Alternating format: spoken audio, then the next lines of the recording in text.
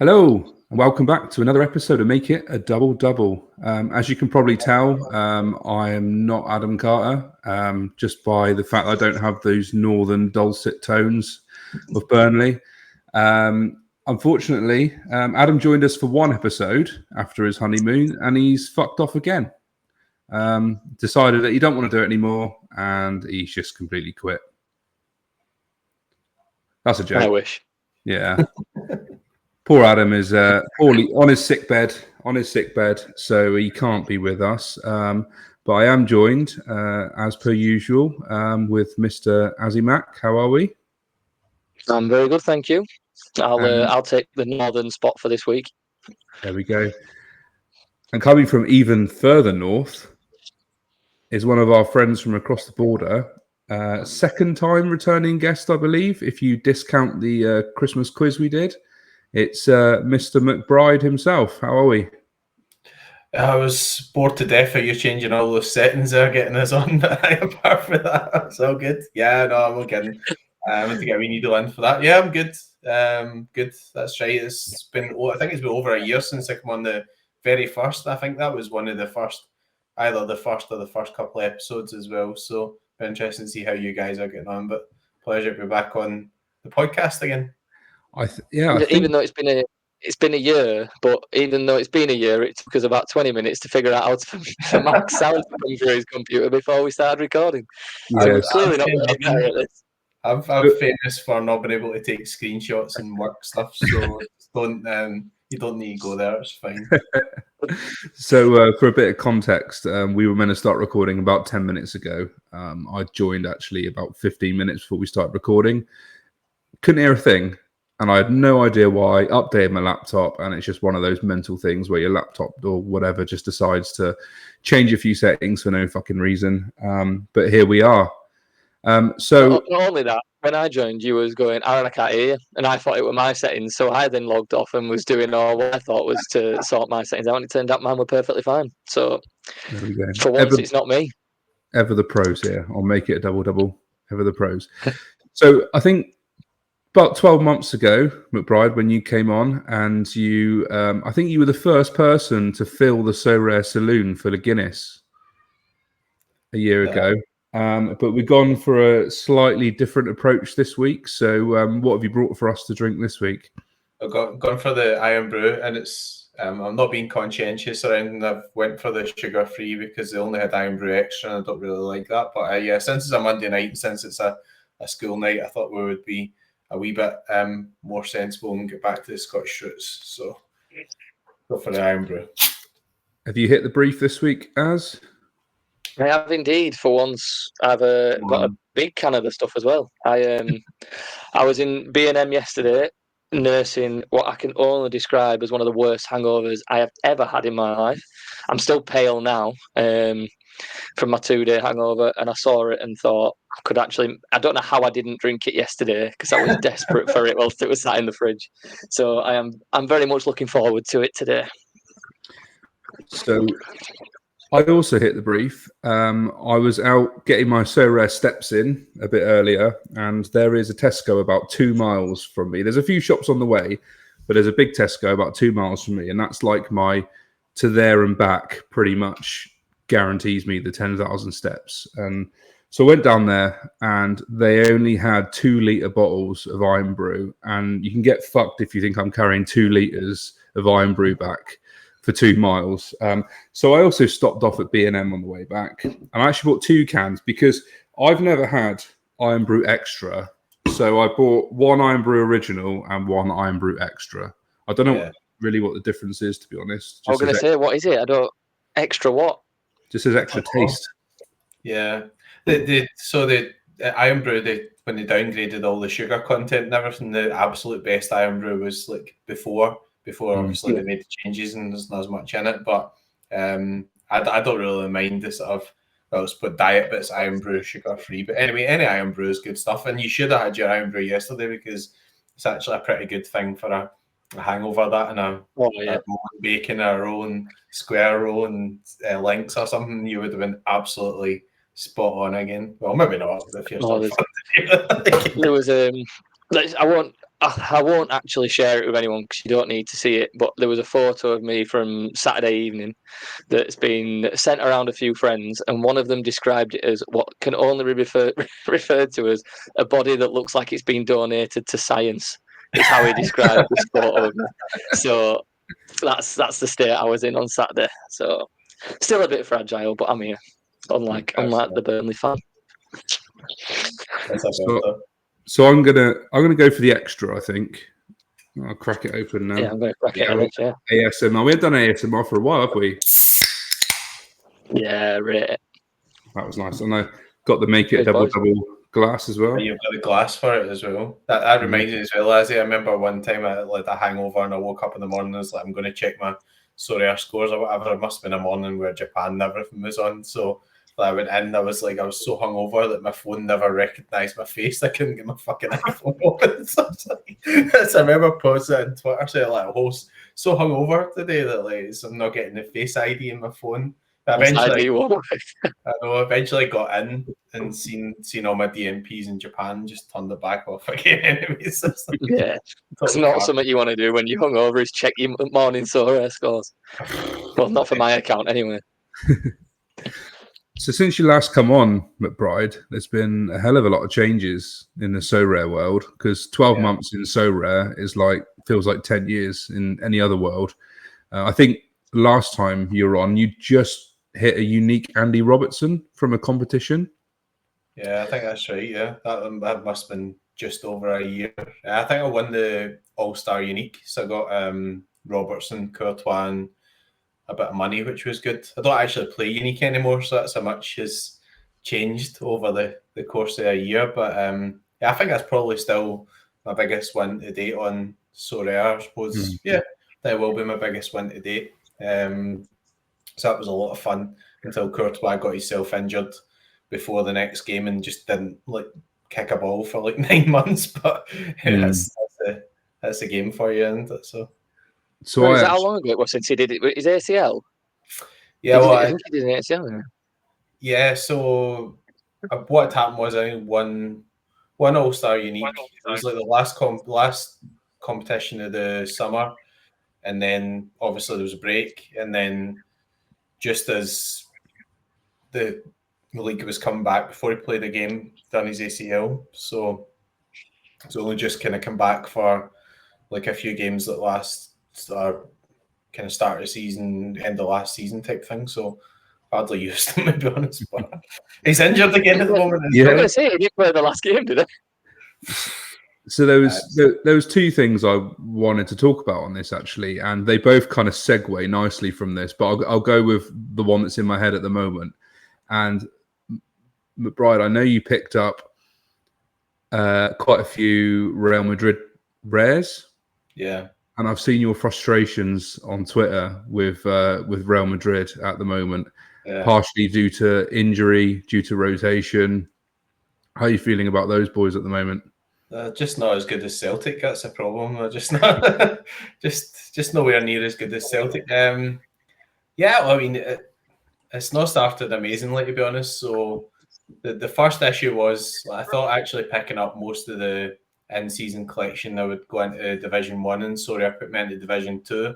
So that was a bit silly because there was only say 33 people in Division 1 and 31 get paid. So I couldn't really understand that. But it was whatever, I'll get promoted at some point. And then I did get promoted, and then there's just been that garbage. I'm back in Division 2 and I can't get back in again.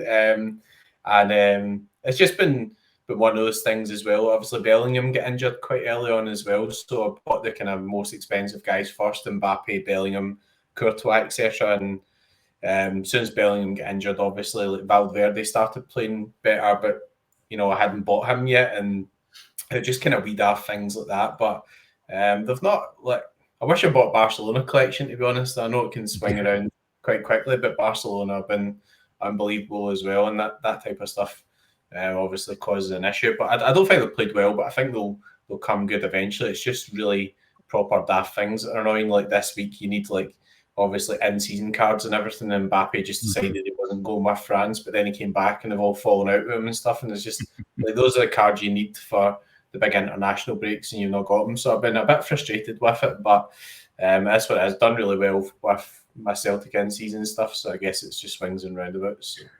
Do we think that Yamal has overtaken Mbappe now as the most desirable card to have on the platform, striker-wise?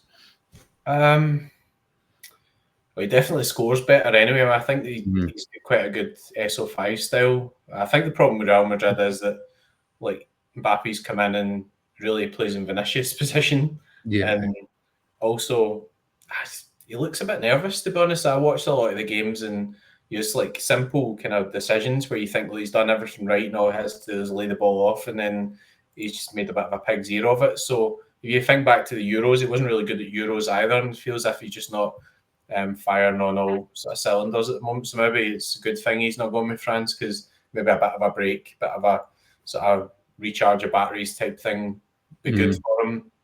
That, you know, Yamal seems to get that AA side as well, doesn't he?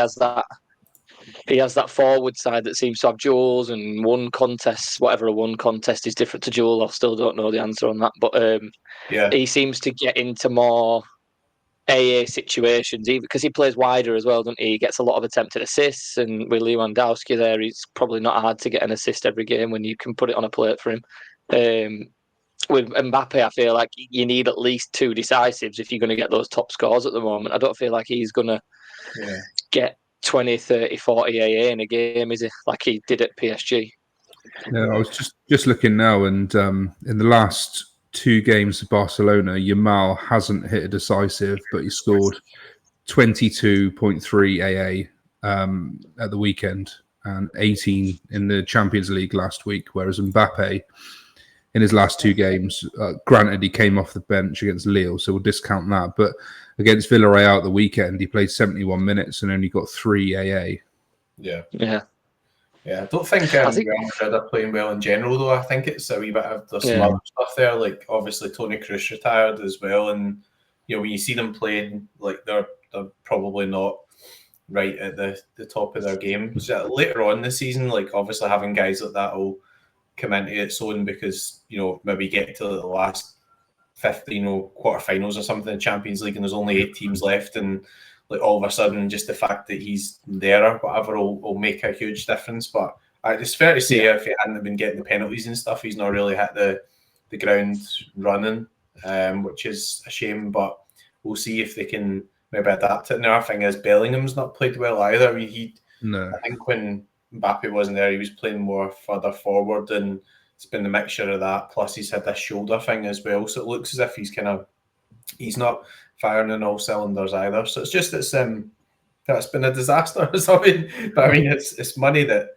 I won from like winning with Celtic, so I'm quite prepared to show a bit of patience with it, considering we're only in the 7th of October at the moment. So, well, I know that you mentioned divisions. I've openly seen your opinion on divisions on the social media before, and you're not the biggest fan of them. With the Real Madrid one, obviously, you assume you could get promoted nearly every week with a squad like that, obviously, bar DMPs.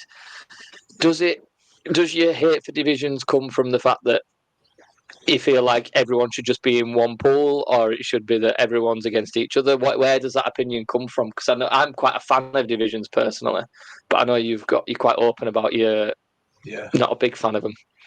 Yeah, I mean, obviously I play a lot of Super Rare as well, and I think there's probably less need for them at the Super Rare level because there's less cards and things. But like to give you an example, like last midweek, like I think I was in Challenger D2 and I had like 500 points with like the MLS guys, and I got like a tier 4 Super Rare, no cash, and the guy I won doesn't play for Feyenoord and is worth about 30 quid or whatever. So some of those levels, I think like actually you'd be better just having everybody in together, because you can, like this weekend, like Benfica's been cancelled and people will get relegated. So then that means that you're not playing for the big prize pools next weekend. The other thing is the prize pools are kind of all divided up, which in a way obviously suits people, because you know some people who think, well, I'm not playing against the highest guys, but I know from coming from like Division 5 and Limited with like Brighton and Chelsea guys and everything, that you still get really high scores in those divisions. So the problem is for the guys who have like the mid-table stacks or whatever. Like, say I've got Brighton just now, and the next game, I can't remember who they're playing. It's like Chelsea away or something like that. So it's not really a good SO5 fixture. So if you do want to use them, then it's kind of vulnerable to being relegated again. So the long and the short of it is, when I buy those guys, even if I'm spending 200 quid or 300 quid in a Brighton sort of whole collection, I want to play for the big cash. I want to play for like the 1,500 or the £2,000 that's first. And although it seems quite good that it's separated out, you're not playing against people, often a lot of the bigger galleries have already been relegated to Division 2. You see like Pranksy's like in loads of Division 2s and other guys like that as well. So I'm not really sure what type of job it does, because like you see like somebody comes in with like 530 points in D4 and like, yes, I've won like €100. Like, mate, if you were in Division 1, you'd have won £2,000 there. In fact, if you just put all the prize pools together and just added it all together and just made a long tail and all that type of stuff, then and done like a underdog or something, under 45 average or whatever, then you'd have won £2,000. You'd have won your big jackpot prize. So I think there's elements of it that I can see why they've tried to do it, and there's other elements of it I just find hugely frustrating, especially with like the DMPs, because you get like something out with your control, like the Benfica game. So I've lost my D1 because I gave it off, like, and that's I just kind of start to lose interest in it, if you know what I mean. D2 is probably the hardest to get out of as well, isn't it? Up to D1. Yeah, for sure. I think that with the limit. Sorry, anymore. I think for the amount of entries you can get in limited, I mean, you can do the same in rare and super and things like that, but because of the price entry point and things, I do think it's almost a necessity if you're going to do multi-entry. Because if you can put 3 lineups out and it was everyone in one division, you could technically run 3 of the same lineups and then get first, second, third, and dominate the top and things like that.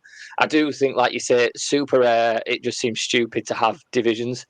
If you're only putting, I don't know, 5 to 10 rewards out, why split it? There is absolutely no need to split it in them. I think rare and limited makes sense. Super rare and unique just doesn't make sense to have any divisions at all. I don't even know if they're in unique, to be honest. But for me, we were saying before we started, I've done what a lot of people seem to be doing and downgraded from rare to limited on a lot of my gallery. I've invested in a contender team for the first time, and I put it out and I was really excited, not realising that it were going to start me in Division 5, because I didn't know. Obviously, I've never played in it before. And I got like 440 points thinking, that's got to do well, it's Division 5. And I got like £3 because the prize pool is so bad for Division 5. Then this week, I've got 427 points and got the exact, in fact, more cash this week with less points than last. But then I'm getting promotion, which I was more bothered about than actually the £5 I'm getting back, so I can at least get to a higher division and challenge for some big money. So it adds a different aspect to it, but I can see why, especially with a gallery the size of yours, it's frustrating that sometimes you actually don't want to risk players and risk teams to drop down a division. Like, you shouldn't have to do that. You should just want to run as many teams as possible without the risk of getting relegated. Yeah, I think it's one of the other things with like the multiple entry that has caused some other knock-on consequences. So obviously, I wanted to get like as much utility into the cards, as much demand as possible towards cards, but now you're using all those cards, it's 3 times harder to actually win something as well. So I feel as if like the games went proper out of balance, because it was already quite hard to win, but like maybe at some point there's just going to have to be an acceptance that if you've got 100 cards that you shouldn't be using all your 100 cards, because 40 or 50 of those cards will have shite matchups. So like, you don't have to be using every single card in your gallery that's available for that weekend to play in a competition. It's like, it's a competition, and the best cards and the best scores are going to be winning. So, it's hard you can't reverse it really for this season, but you can for like seasons like, next season they could say, well, rather than entering 3 in-season lineups, you can only enter 2 in-season lineups or whatever. Obviously, there'd be implications on demand for cards and everything there as well. But so it feels a bit kind of as if it's went out of balance, and it's caused all these complaints where people enter Classic and it's like, less than 5% of people are winning. But I mean, most of the Classic lineups that I enter now, into these all-star things or whatever as like my 40th or 50th lineup or whatever. So it's just crazy. I know that's crazy, but like they're not lineups I'm expecting to win anything. So like it's no point looking at the percentages. It's not just all about that, but it creates a bad like overall sort of view of things. So it's the first time they've done it, and I'm sure they'll take a lot of feedback on board, and they'll be doing a lot of analysis. And there's been lots of, I think like it's been the in-season stuff's been a bigger success than people actually think it's been. But the knock-on effect is it's kind of killed off Classic because everybody really wants to play in in-season, and you know the Classic cards don't really seem to be holding any value. Like some of them are like going for like less than a third what an in-season card's going for and stuff, even after a couple of months. So there's definitely some stuff they need to iron out there.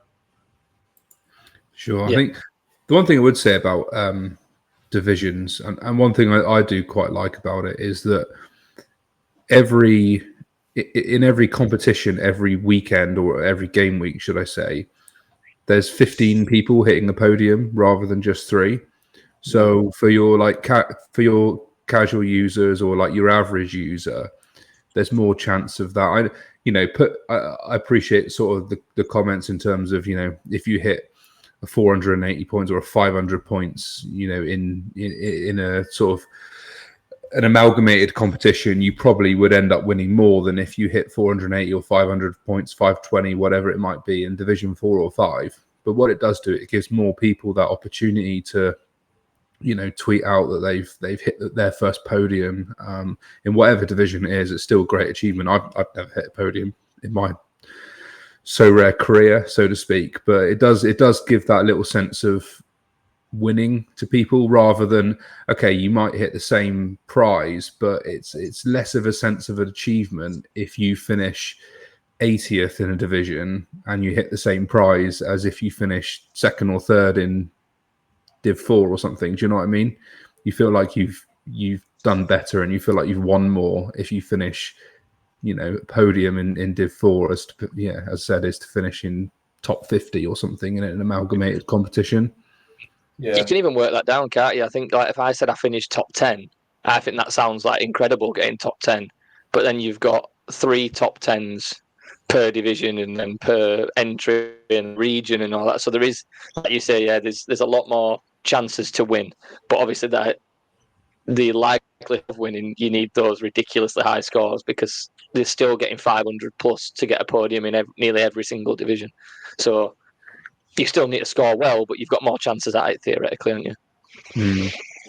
Yeah, I think, as said, as McBride says, the biggest shitter really is if you get an unexpected DMP or a game gets called off like Benfica was, and you get relegated. You feel pretty hard done by, don't you? That's one of the shitters, really. Yeah, I think the problem is that like because you get free choice, so like people are like actually like downplaying their lineups and things, and that's where it doesn't actually make sense. I think I put out a post where I said like it would make more sense to like kind of segregate users or galleries or whatever. And like you remember with like Sorare data, I used to have like a kind of 11-a-side thing, and it was like ELO based, which was quite hard to understand. But the whole concept was you would get up to the top, and we did get up to the top. It was quite a small group, but like it paid out like 50%, and it was like really good rewards, and everybody was like desperate to get up to the top type thing. So whereas obviously this operates quite a lot sort of differently, and then like like this midweek, for example, like sometimes I'm thinking, well, I don't have an under 23 goalkeeper, and there's only like I think 1 or maybe 2 maximum. So I'm like, I'm going to play my teams in Division 2 or whatever. So I know there's a tactical element to that, but there are people sometimes just looking at top division and saying, I don't want to play there because if I put that team in that division, that team in that division, I'll have a far better chance of winning in that division. I don't know what that's supposed to actually like if you know what I mean, because if you just lump them all together and the guy has his brilliant day and he has 500 and he comes say top 10 so obviously it's not as big, you don't feel as good about that but I would feel good about it if you get a brilliant prize. So like All-Star Pro used to be like if you get in the top 30 you would win a tier 1, you'd win cash, and like that was my objective. If I get in the top 30 I thought I'd good weekend, and it wasn't easy, but we did. You'd always won something worth a couple £100, and you were absolutely delighted about it. So pros and cons, but yeah, I think Classic, like, they're just taking too much cash out of it. Like, if you take that theory of hitting the podiums or whatever, like, all podiums should mean something in Classic. They should be able to find some money to, even if they don't give you a good card, give you some cash. Like, it wouldn't be that hard to do that. So I think the balance is just wrong, because all the money's come out of Classic, where you had all the thresholds, and they're still paying some podiums up the top, but then it's all been put into in season. It's not worked quite as well as they might have imagined in terms of prices going. So this is why I think they should never have put reward boxes in season. I think because it was a reason to play Classic, was to grind your essence to then build in season cards. Now you've got no differential other than the fact that unless you're going to get a tier 1 or higher, you're not going to be winning anything worth any significant value anyway. So you can get like 10th place and get a tier 2 worth, I don't know, maybe 5-6 quid. But if you got 10th place in season, you're winning 10, 15, 20 quid or something like that. So it's like you've got no motivation to play Classic other than the fact that people own Classic cards and can't be arsed selling them for a low fee, and just would rather put them out every week and hope to get something back. I think if they took boxes out of in season and only put it in Classic, people would then have a reason, or have more of like a bit of to play it, because you can grind out Classic to then play your in season, which is what they've always said to do, haven't they? They've always advertised it as use Classic cards, earn in season cards, and progress like that. But what's the point? I'll just buy in season and win boxes in there and grind in season and cash. It's just, I don't know. I feel like they've prioritised in season way too to the point where if you were entering now a Classic team, it's absolutely like there's no point in ever really buying a Classic card unless it's your only one extra. Like I just did. I bought Buscaglia for Classics. It was cheaper than his in season and got 4 in season cards. But there's no reason to buy a full Classic team anymore if you were new to the game. Which maybe that's why they've done it. Maybe they just don't want people buying Classic. But you'd have thought they'd have wanted both markets to thrive so that they could get the 5% fee on all the transactions and then have high auction rates on your in season. But it just seems a bit neglected to me. Does the Classic side? Yeah, I don't even think maybe they did. Maybe they just thought that because they were front loading so much into the end season that the prices would go quite high, and then that would provide good prizes for the Classic. I think that's what they said. They thought that obviously that's the way it might work. I mean, like, they've sold a lot of cards quite quickly into demand, which has worked quite well, because like you see some of the top player cards actually are now kind of rising a bit because they were selling them so aggressively, and now they're selling them quite slowly.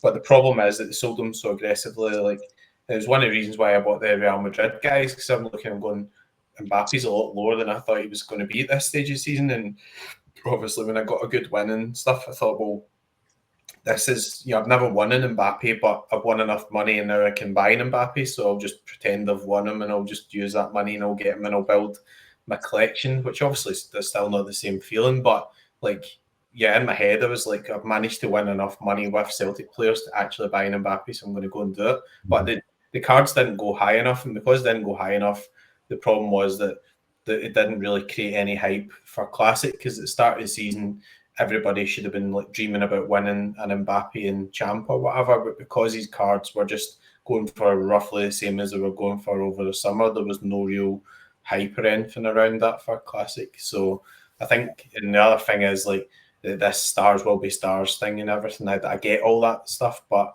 like it's not really dragging the prices of other cards up, is it? It's just killed off the prices of the lower cards, which I kind of said would happen, but obviously there's a threshold as well. But at the end of the day, it's just that's not really sort of worked. So they've got a lot of kind of reviewing to do there, and then probably can't change it this season, I don't think, because people have just bought. You just said I've spent a few thousand on my Real Madrid cards. Can't come out now and say, well, I'm not giving out the 50% of the boxes in there. We're going to move them back to the Classic mode. So they would need to take a bit of time if they're going to introduce changes. But I think January is the next realistic point. They might make tweaks, and then obviously they can give the long-term plan for it. But when you go to next season or whatever, if you know that you buy your cards and they're pretty valuable just now, but then they go into the abyss next season, that's going to affect people putting their money in next season as well. because I'm going to be looking at that. Right, okay, I maybe saved up a few thousand. I'm going to buy my Celtic players again, but I'll be looking at how much the guys from this season are now worth at that point, and how much I've been able to win with them before I decide whether or not I want to actually go again, type thing. So they really need to address it, because it's quite important for even the card values just now then season. I think what's going to happen going forward. Yeah. When do you think the last auction of a rare Cole Palmer was? Oh. Out of interest.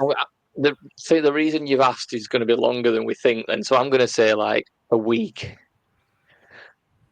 They are still auctioning quite a lot of cards, so I don't think it'll be that long ago, but there might be some exceptions to that. But give us the answer, Mark. From what I can see on Sorare data, the last auction that was won of a rare Cole Palmer was about 1 month ago. Yeah, And that was mint number 49, and they've now got on instant buy 50. The last one that was bought on instant buy was number 55. I think what they said was if you buy an instant buy, it comes from auction supply. So I wonder whether like that's kind of causing, I don't know how they work with their algorithm or whatever, but you know, if cards are selling really well, then there's got to be a gap at some point where there's not going to be an auction because they've sold it on the instant buy instead. So, or they've run out. Yeah. So for what I can see, the last auction was 4th of September. So yeah, just over a month ago, which is mad, really. But one thing I was going to say was that, do you think that because of how heavy they auctioned those particularly champ cards at the start of the season, especially the desirable ones, they've got to be careful now, because how do they measure who, and sort of relating this back to your crafts at the beginning of last week, you crafted T1 pluses, I believe, where there was one for limited and one for rare, I think. I watched the video. Yeah. And you know, a lot of those you'd expect them to be desirable cards, and if they're at mint 50 odd for Cole Palmer, for example, in rare, you know, and we're only in October at the moment, when people are crafting T1 pluses in March, April next year, have they got to hold back some supply for people crafting those cards, or do they widen the T1 pool and start screwing people over at the end of the season? So basically hardly anyone wins a tier 0 by crafting because they're all gone. Your tiers go down on value, don't they, pretty much? It goes on the value of the card. So then if you're in March, April, MLS is back. So all of a sudden your tier 1 pool could be new season MLS cards that are going to be high value because people want them at the start of the season and stuff. So I'm assuming they're not stupid enough to have an incorrect sort of algorithm that's going to set it up that they'll run out of cards over the period of time. You don't realise how many tier 1 cards there actually are, because if they could break it down into each region and then each section, then it could be that your tier 1 cards aren't just Palmers and Sakas and Sons, and it'll be like your Celtic players and your J League players and things like that. So I think the pool's a lot bigger than people think. And what they've done is they've cashed in on early doors on some of these players. Like you say, Palmer's got 50 odd mints in him after less than 2 months, or 2 months the cards have been on the market. It does depend where you're getting your essence from, though, isn't it? If you're just playing champ, your essence is champ essence, isn't it? Yeah. Oh, I thought. Oh, is it? I didn't know that. Yeah. So if you primarily play contender, your most of your essence will be contender, so you're likely to craft a contender card. Yeah. Oh, I play across each region, so I don't have a clue what most of my essence comes out. That's probably why I get. Yeah. I think that's why I just get shit cards every time I craft. I think they've still committed to doing the 60% thing. So 600 limited, 60 rares, 6 supers. So they won't. So give an example, like Casper Schmeichel, like I think they've sold all the Casper Schmeichel supers. Might have one to sell. That'd be it. And I think 1 or 2 have been rewarded, maybe 1. But I think what they do is put, say, 4 into the prize pools, and then the other ones they'll sell, and once they're sold, they're sold. So, and like if you look at, I thought it was quite interesting, so I was trying to like complete my Inter Miami collection, obviously Messi wise because he's back, and you can't get a Luis Suarez. They've minted 100 rares, and they've still got all the playoffs and everything to go. So I think there's advantages of it because like next year there's no Euros or anything, so they don't have to hold back cards to auction because they won't have any events. I don't think that they need to sell cards into for demand. Maybe Club World Cup.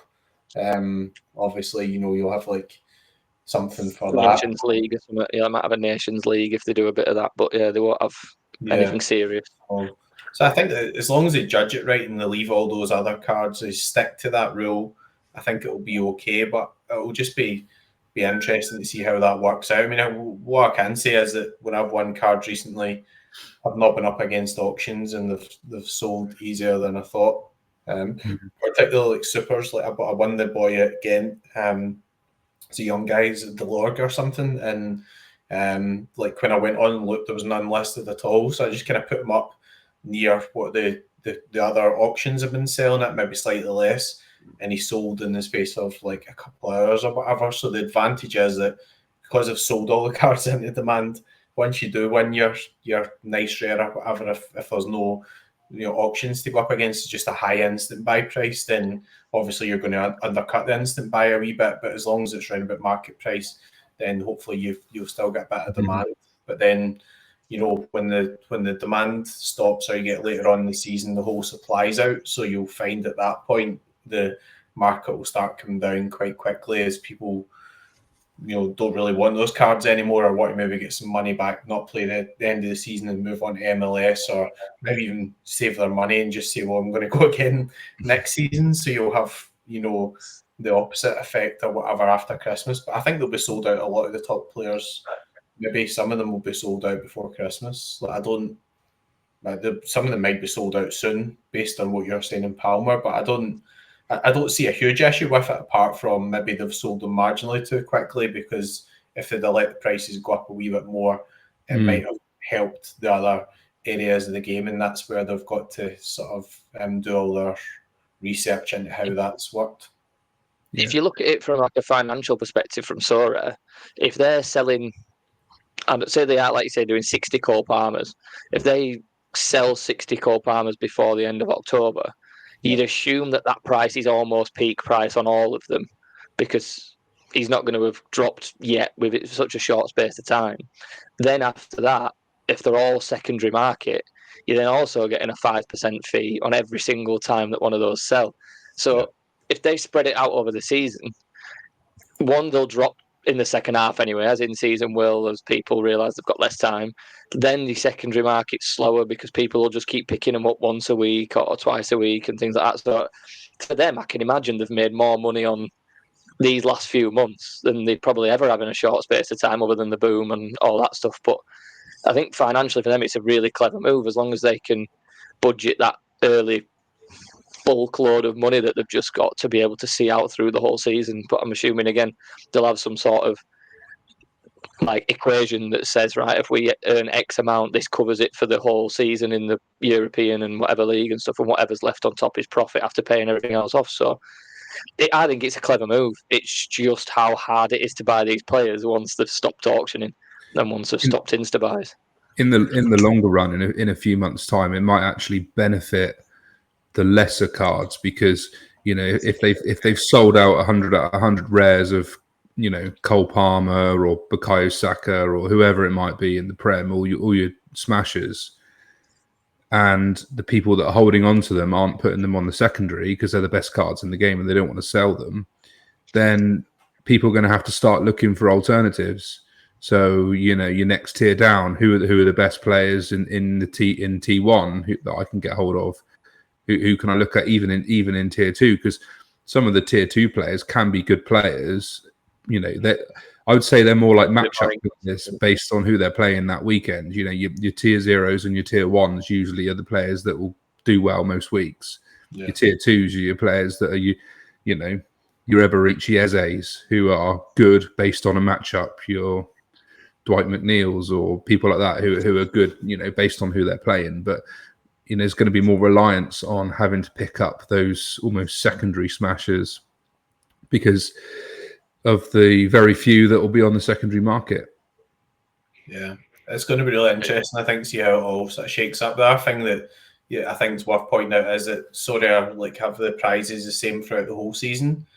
So they don't start with lower prizes and then ramp them up as the supply comes out, or they don't do the opposite. So from the very first game week, if it's a top tier game week, the prizes are there. And I think it then makes sense to sell a good chunk of the supply into that, because otherwise you get a scenario where either everyone's cashing or, there's not enough actual competition for those game weeks because you've not actually managed to get the supply out. So it's been a lot better being able to get the early access cards out, because then they've done stuff like, for example, SPFL. That was brilliant. They sold loads of cards into that, and you've seen guys like Casper Schmeichel. Casper Schmeichel Rare's going for 500 quid.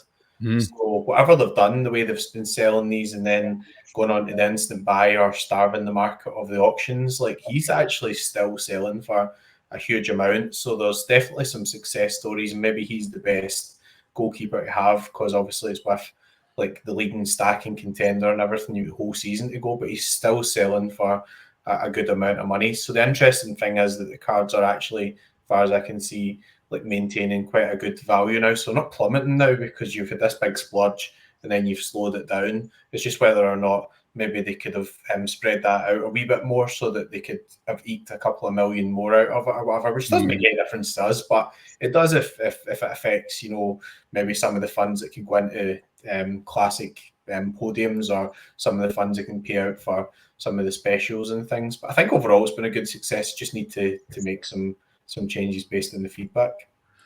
Do you think they were clever in what weekend they chose the Austrian Bundesliga special to be on, with the weekend that Sturm Graz played Salzburg? Well, Sturm Graz beat them 5-0. They still smashed them, yeah, but I don't think anyone was expecting that, were they? No. You say that. We've got a lad in our group called Sam, the Sorare Sevens hero, that is the best player I've ever shared a pitch with. He had one. I've got it up now. So he had one. He had it in one stack, two stacks, three. He had three different Sturmgrass stacks out for that game, and across his limited and rare teams that probably didn't cost him that much money, he's got 108 quid plus 11 boxes coming back this weekend because half his teams had Sturmgrass players in a 5-0 win. So he's ahead of the game on that one. He knew that were coming. In fact, I actually think if he'd have lined them up in another division, he probably would have won a lot more. I don't know actually which ones he's lined them up in, but he finished 23rd, which I didn't realise. 23rd and 30th in two separate lineups was still 39 quid a piece in those positions, that's quite a good return, I imagine, for the value of the cards in Austria. Because he had them before the special was announced as well, so he would have paid through the roof for them, I imagine, as well. So, but the special weeklies for me, I love them and it's great. Why is All Star seen as special weekly and comes out every weekend, but not just maintained as a normal tournament? Why does it have to be classed as a special weekly? They removed it when they did all the announcements as of X game week, All Star will no longer be a thing. And then they did the October announcement for how many specials there are, and All Star was out every single weekend. So why remove it? I imagine it's just because so they can remove it if they want to on a weekend, and no one can say anything.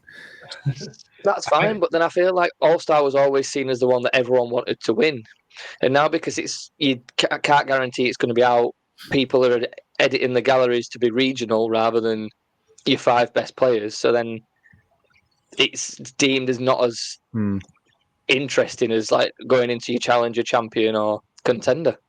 Yeah. It seems to be like a kind of catch-all thing at the moment.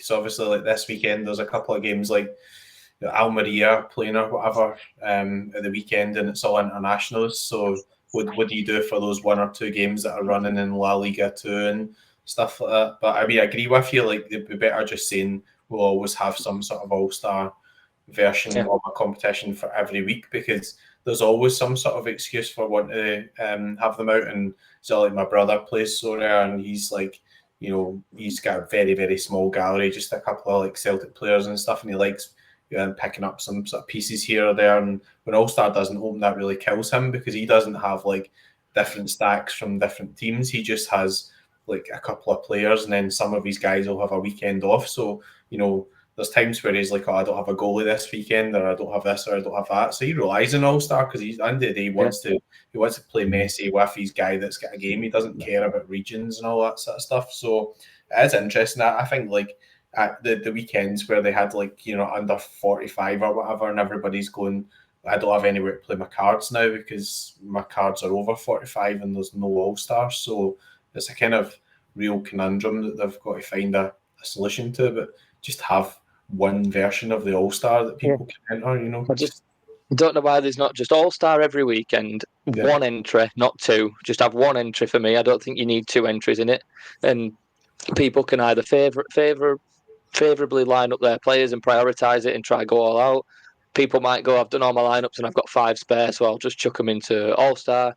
I think multi-entry in All-Star is a bit, not shit, but I think if you've got 2 lineups in All-Star and you've got people like Pranksy and things that are going to have galleries of people that physically can't go into a lineup and he spent 10 grand on a player, so his 5 are still way better than everyone else's. He can then chuck 2 of those lineups out against people who might, like you said, like your brother who wants to prioritise it with his small gallery and stuff. I think multi-entry shouldn't be a thing.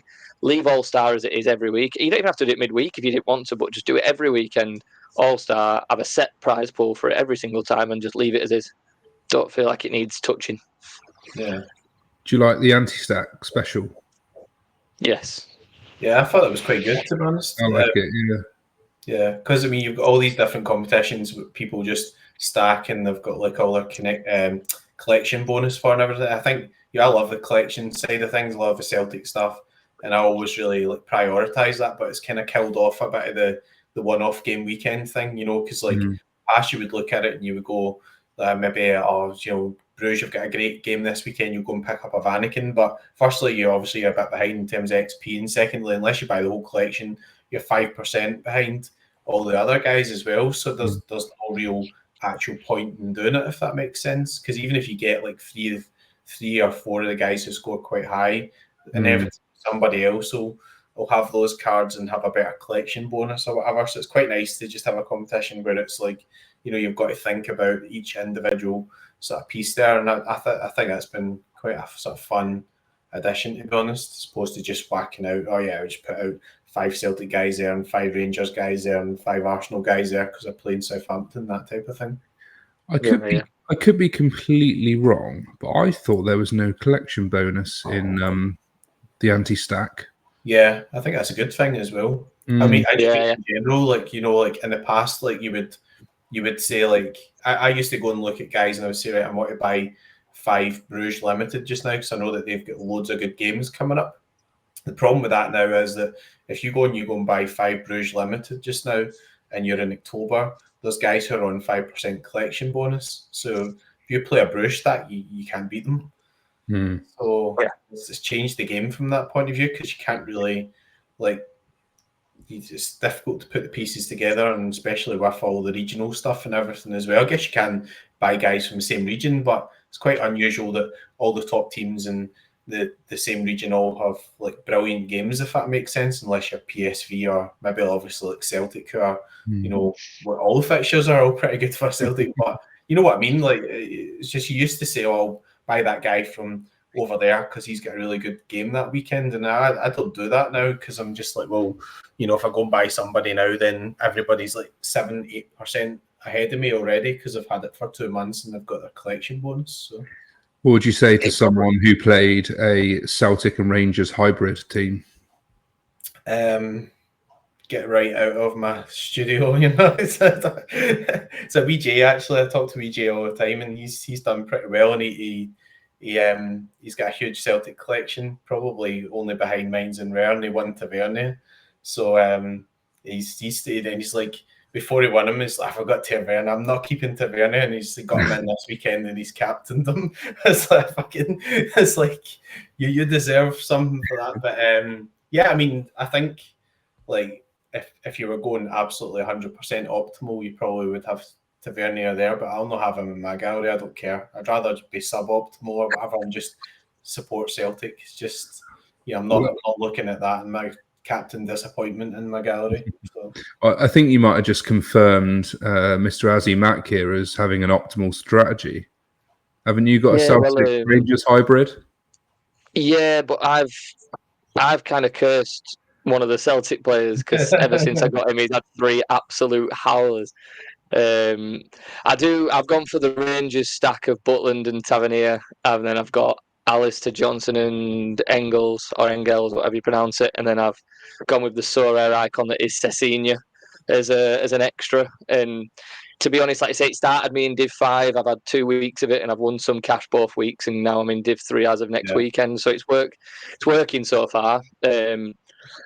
It's probably one of the most consistent teams I think I've got. Like at the moment, like I say, I'm sat in cash rewards. It's a pretty much guaranteed promotion when you've got people. I mean, the Rangers kept the clean sheet as well, which was nice this weekend for the Butland and Tavernier. But then I should have captained Johnson as he got a 94.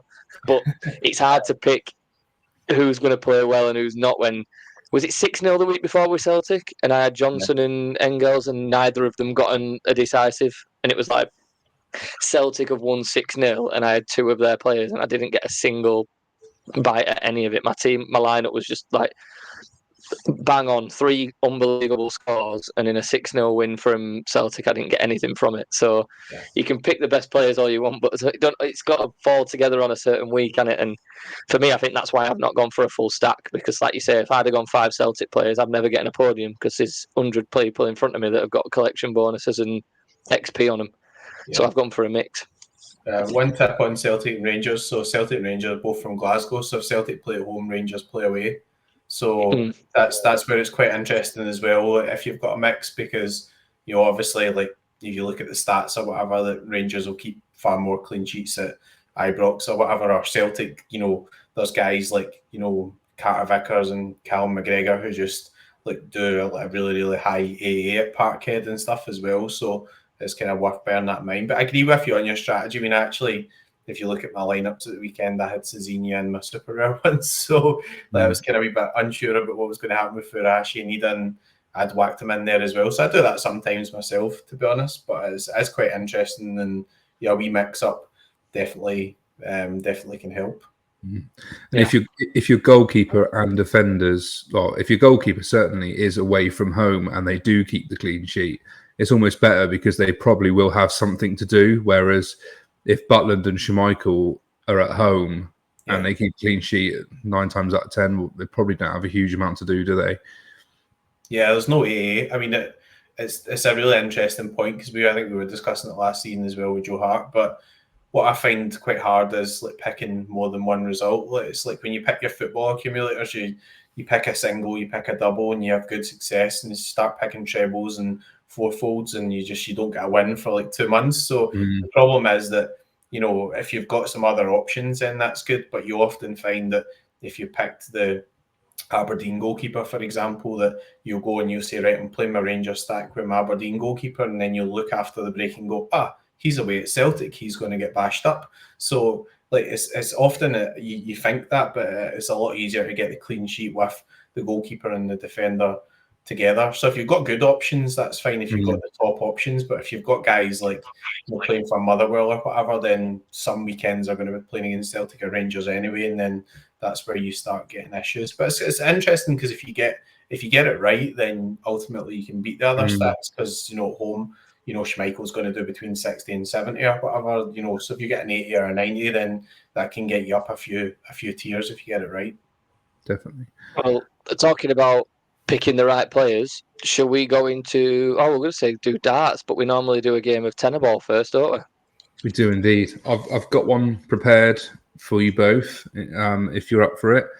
So we've only got one this week, so obviously you'd be facing up against Mr. Azzy Mack, McBride. We won't have had this segment when he was last on. So no idea. No, I think it was a quiz last time, wasn't it? When we first started. Yeah, we used to do a quiz. Yeah. We still did. Yeah, we still did the darts, and we've done that since day dot. Yeah.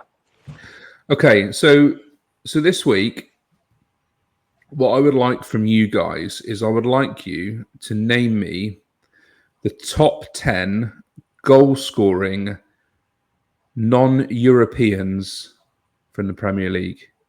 So the top 10 goal scorers of the Premier League era, but they must be non-European players. Non-European. Did you realise you've picked a Scottish person and someone with the worst ball knowledge in the world to do this? Like, Yeah, but I mean, the vast majority of names on this list, you should so well known. You should get, yeah. Do Who we would like shout to them go down or just start shouting them out? I'm going to say, yeah. McBride, McBride, you can go first, and then we go one at a time, and we get 2 lives each. Right. Mo Salah. So Mo Salah is number 2 on the list, 161 Premier League goals. I'm really going to be poor at this, and it's not a good look. I'm going to say Sergio Aguero. So Sergio Aguero is number 1 on the list, 184 goals. Luis Suarez. Surprisingly, Luis Suarez is not on the list. No. I think it's because of That his short-ish tenure at Liverpool. That was going to be my next guess. Hang on, just pretend I never said that. Oh, well, before I say my next one, was it last week's episode or whichever one it was that we got a comment of someone saying, can you put timestamps on your episodes now so I can skip Tenable? Yeah. so whoever said that, thanks for that. We're not going to put timestamps on just so you're forced to listen to this now, Nobed. Right. I'm going to say, because I feel like he's been there long enough now, Heung-min Son. Heung-min Son is 4th on the list, 122 goals. Now struggling. I'll give you a clue since you both had 2 goes. Mohamed Salah and Heung-min Son are the only current Premier League players on the list. Oh, fuck. This is where we're going to start getting, and it's non-Europeans as well, isn't it? So. Oh, I'm absolutely gone here. I can't think of anyone that used to play in the Premier League either. I'm definitely old enough, so I'm just thinking my way through the different teams just now to see who I'm going to go. So, and a lot of them have had European players as well, haven't they? So, let's see.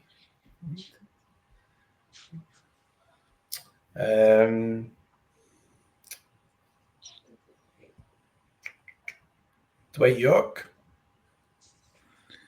So Dwight York is 3rd on the list, 123 goals. Dad of the year himself.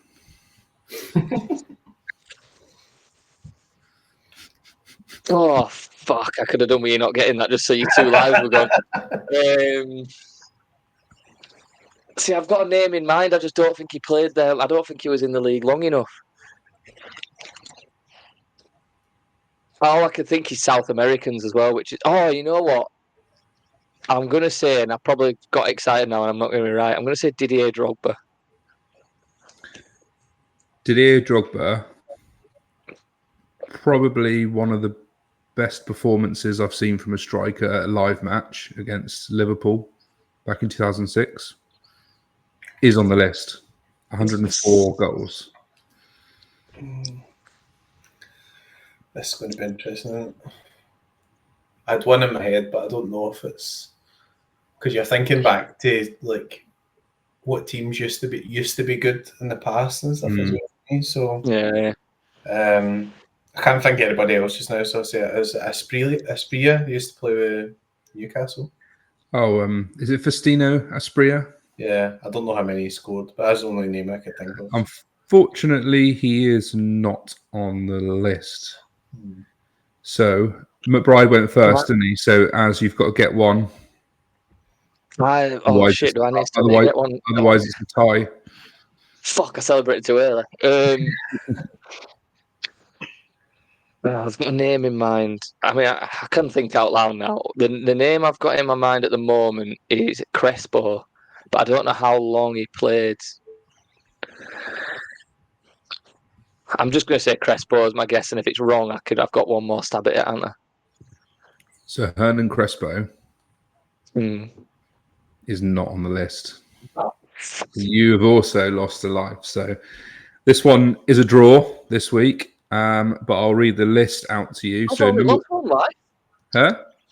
I've only lost one life. Oh, have you? All right, you win then. Fair enough. I thought you'd already lost one. Sorry. Don't start throwing me. No, you said draw. I'll take the draw. That's fine. That one I was thinking is it Tony Yeboah? He used to play with Leeds, didn't he? I think he scored a good amount of goals. But... He scored a good amount of goals, but he is not on the list. However, one of his teammates is on the list. Marc Viduka. Correct, Marc Viduka. So, running through the list very quickly. Number 1, Sergio Aguero. Number 2, Mo Salah. Number 3, Dwight York. Number 4, Heung-min Son. Number 5, which you didn't get, was Sadio Mane. 111 goals. Number 6, Didier Drogba. Number 7, which you also didn't get, was Emmanuel Adebayor. 97 goals. Yeah. Then... Is that all he got? Then it was Yakubu. Feed the yak. Yeah. Of Portsmouth fame and a few others. He played for a few clubs, didn't he? Then Marc Viduka. And lastly, Carlos Tevez, 84 goals. Oh, yeah. I believe Viduka. He was the Celtic player. He was in my head. Yeah. It was just like... I'm just thinking about, non-Europeans. I know he's not European, but because he played with Celtic. So. The thing is, when you say non-European, it's pretty much Africa or South America, isn't it? Because there's not much comes from North America, unless Clint Dempsey snuck on the list. I just never imagined he would have, because he played with Celtic, because I think of him playing with Celtic, I never imagined he scored that many goals in the Premier League. But he did do pretty well down there with Leeds, so that's interesting. But there we go. So there we go. I forgot his name, but the person that commented on our YouTube last week saying, "Can you put a timestamp on so I can skip Tenable?" I mean, it probably only lasted about 5 minutes this week. So there we go. Yeah, maybe we do normally have 2. Yeah, maybe we should only do 1 every week. 1 hour, 1 minute, 58 seconds. Earlier on, I hope he's listened to every single minute of it, not wanting to listen to it, and he's now been forced to. Yeah. Earlier on, we spoke about Courtois and his latest injury. At the weekend, Alisson Becker did his hamstring or tweaked his hamstring. Yeah. So he's out until potentially November. After the November international break is the first bit I've heard. I didn't know that, and I've got his bloody limited. With other players like Rodri and a few other key injuries to some of the top players in the Premier League. Lee Nichols. Do you think that the Euros and the Copa America and whatnot is catching up on people, or do you just think they are innocuous injuries that, just unfortunate and they're just happening to key players?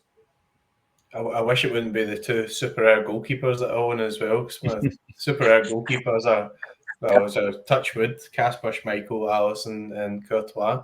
I just think there's a lot of games in general these days, to be honest. Like, there's just like football wall to wall, and even like with the Nations League and everything, just now a lot of the top guys. So look at Bellingham, right? He's struggling with his shoulder. He's flying over. He's got 2 games for England. Then after that, he's going to go back. He's going to have a game for Real Madrid, and then you're straight into the Champions League.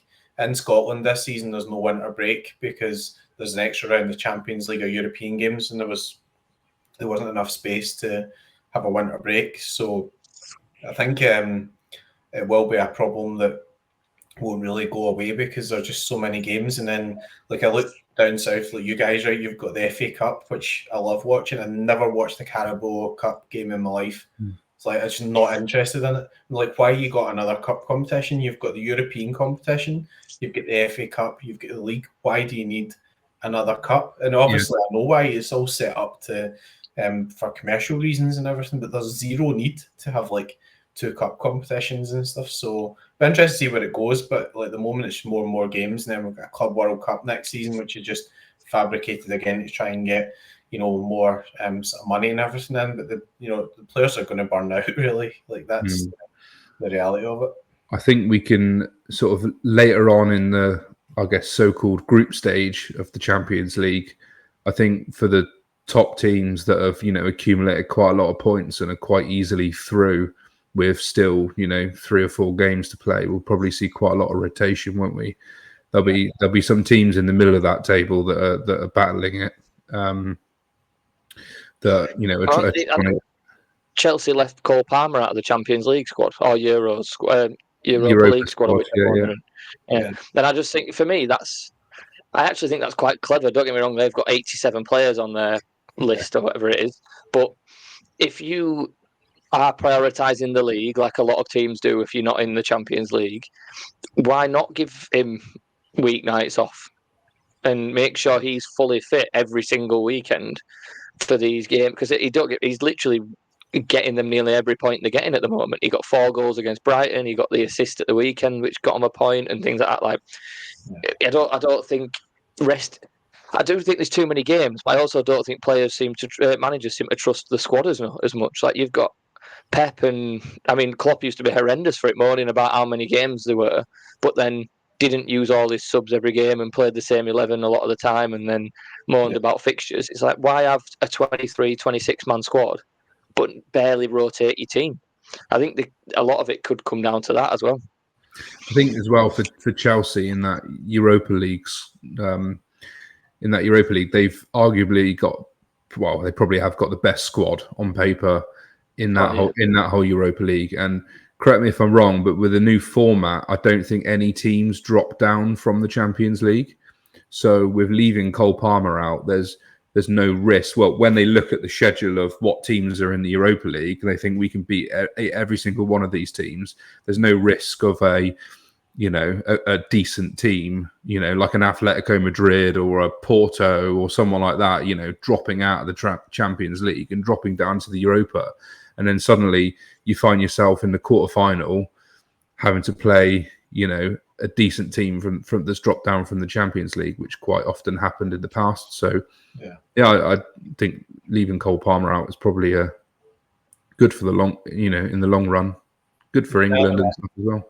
They can add them in January as well. So, I think they can add them back in if they're doing well. They can put them back in. And the reason they gave was actually because they're in the Club World Cup.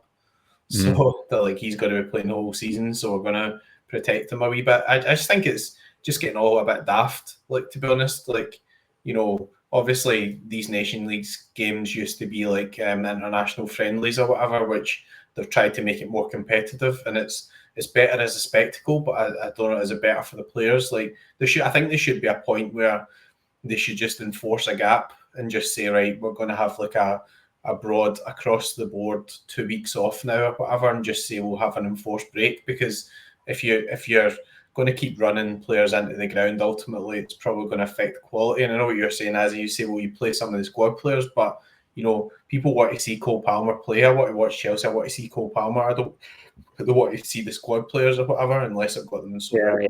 So at the end of the day, it's going to affect the quality of the product, and there's too much football.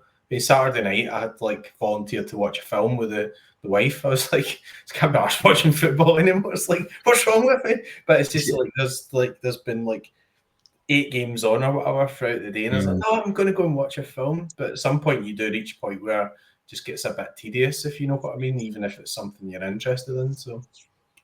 You say there's too much football, and I am currently swiping down on Rivals for an Argentinian game that's in the 89th minute, just because if we are 6 points ahead on the podcast account on this game, and it means that if we win that, we could get a top spot in the Rivals League. And you actually don't realise, unless you play this game, how many games get played on a regular basis. Like, it is mental. Well, I actually probably won't watch any of the England games in the Nations League. No. I don't often watch a lot of them. I find them quite tedious, and as you say, because there's so much football on nowadays, I don't like the international break, because it's 2 weeks seems like a long time. But during the midweek, it's actually nice not to watch a bit of football for a couple of nights. Even though it's our clear passion. The need a break sometimes. Otherwise, you Yeah. just get to the point where you just get a bit sort of fed up with it. Like, that's the good thing about the Euros. Like, the Euros is like competition that only happens every 4 years. And everybody loves the Euros and everybody goes mental for it. But if you had that every year, I don't think it would actually be as good, if you know what I mean. And I know there's the World Cup and stuff like that, but just that having it been a bit more rare, for want of a better word. Let's not get into that discussion, a bit scarce. That's I think it's time to play a game of picking the right players, because Sorare darts last week. I actually kind of want to point this out because I do think it's quite funny that we had YNWA on, Marc, I believe is as he's known as, and he, as a Liverpool fan, went with a tactic of 2 Liverpool players that he thought would score 180, and then went with a DMP. The 2 players that he went with were Trent and Salah, who between them scored 99.4. So I got a weird little bit of satisfaction out of the fact that they both flopped, just because he was so confident that they were going to get 180 between 2 players. And then Kamada, who he did pick, also did DMP for AC Milan. He stayed on the bench the whole time. However, we picked 3 starting players, and we weren't much ahead of him. I went you went Gravenberch, I went Parrott, and then we had Van Bommel. We got 120.6, which is a very low score. Which we've not been that bad in a long time, I don't think. No. It's not great. I'll be honest. So, is it international this weekend coming? Yes. Yeah. That means that So we doing it for the weekend or the midweek? We'll always do the weekend, sorry. Right. And any time up to, we normally record on a Monday evening, don't we? So any time, as long as they're finished before now. I'm going to have a look at my gallery and see what I've got, because I actually don't even know any of the fixtures. We're going to have to pick one for Adam as well. Well, Croatia play against Scotland, so that's going to be kind of interesting.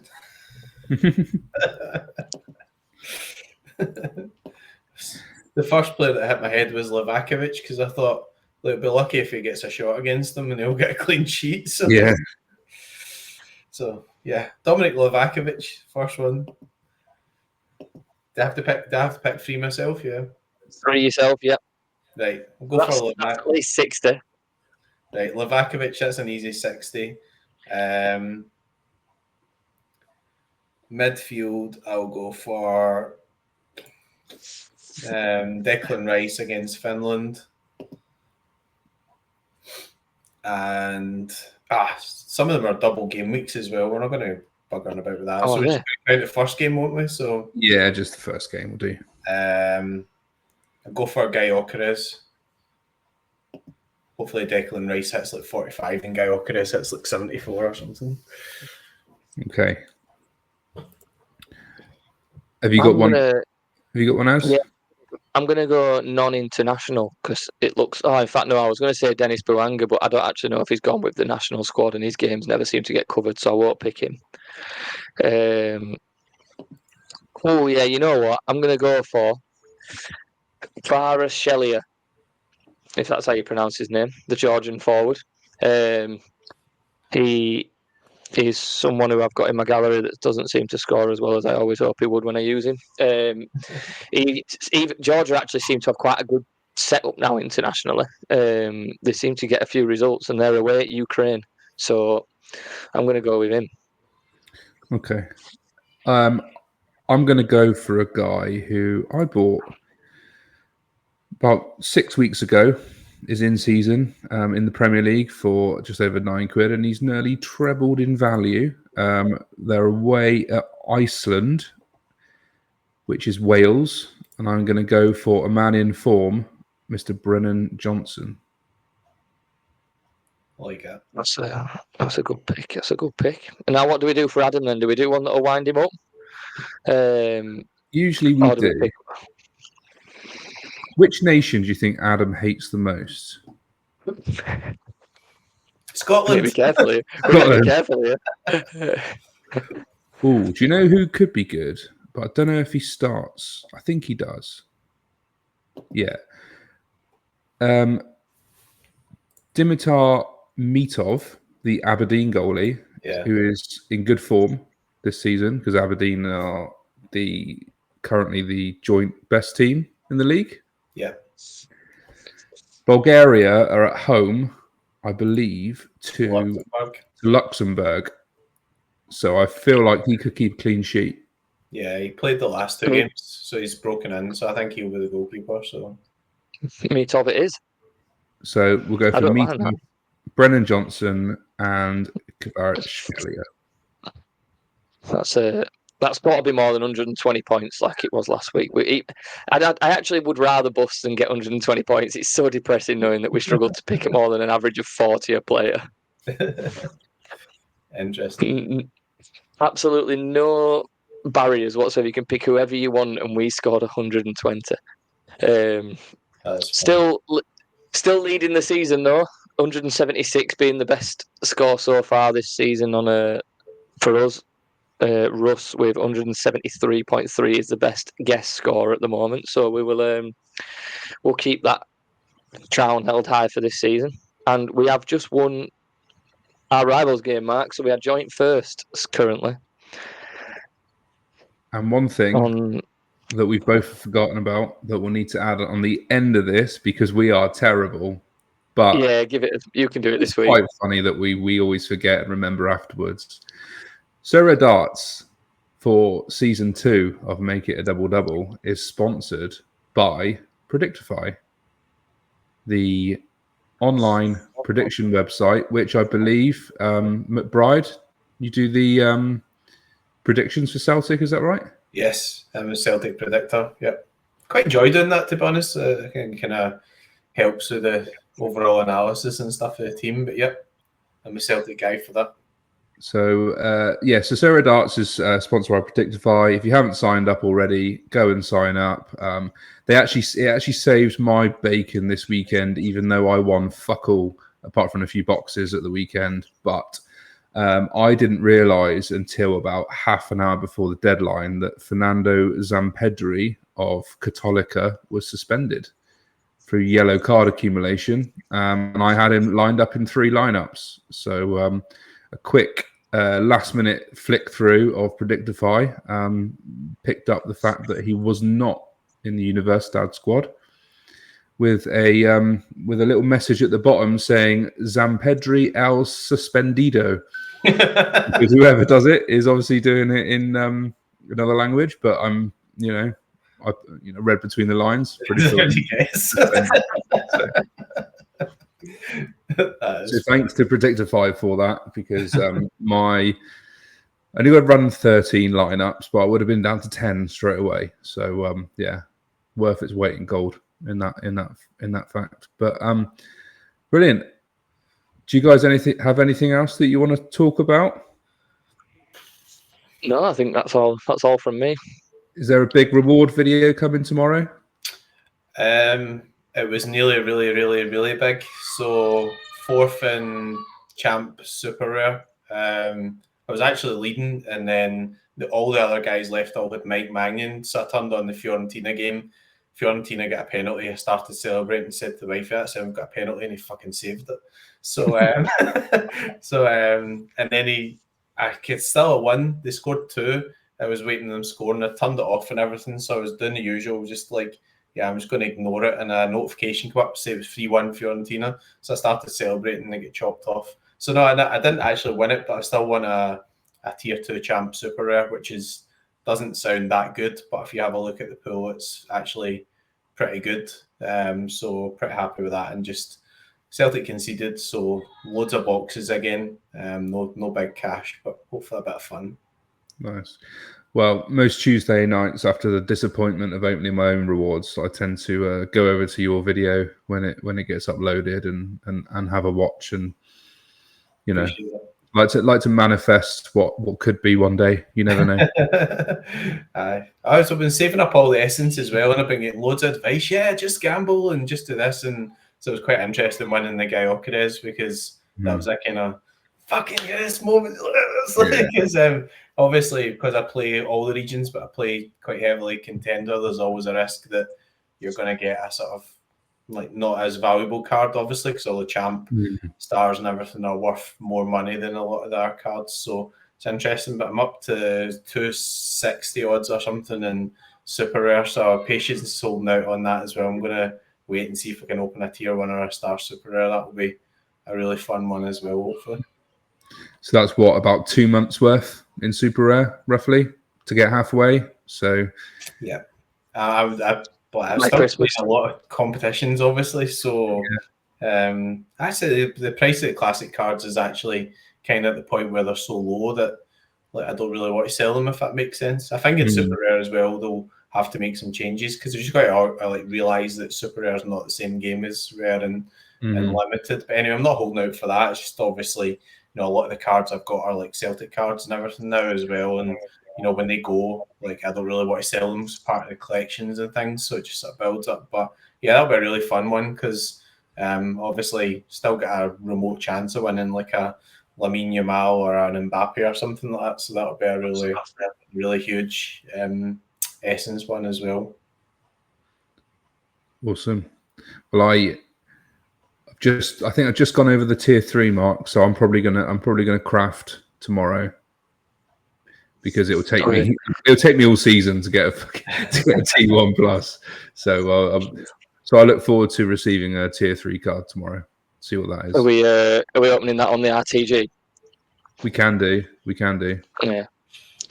Yeah, it's good for content. I mean, the 2 videos I've done, like I've had like 1,800 views, which feel like I'm sitting like in my spare room with my laptop. I don't know if you can see, if you want to see my genius setup here, but the wife got me a light, so this is her lamp with a big heart in the middle of it. So that's my LED light that's in the background. So like for me to get like 2,000 views on a video was kind of unimaginable when I started it all out. So that's quite fun. But the Essence stuff definitely gets a lot of views. People really like that pack opening type thing. So it's definitely something to make a bit of content around anyway. Yeah.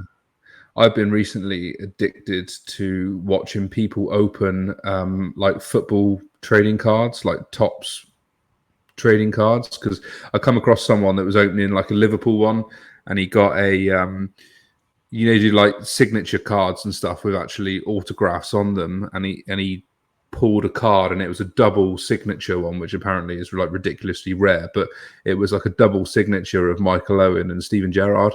That's class, yeah. I was like, that's worth some money, is that? Yeah, so I was addicted to like watching people opening cards and stuff in real life, not just virtual cards. But it is fun. I like the whole Essence pool. We've done it a few times on our road to glory. Obviously, admittedly they're only T5 pluses, but it didn't work for some reason on a couple of the streams, didn't it? the website seems to bug out quite a lot, doesn't it? But it is good fun. It is good. That's just so rare. I'm not building another good reward video tomorrow. You going in tomorrow?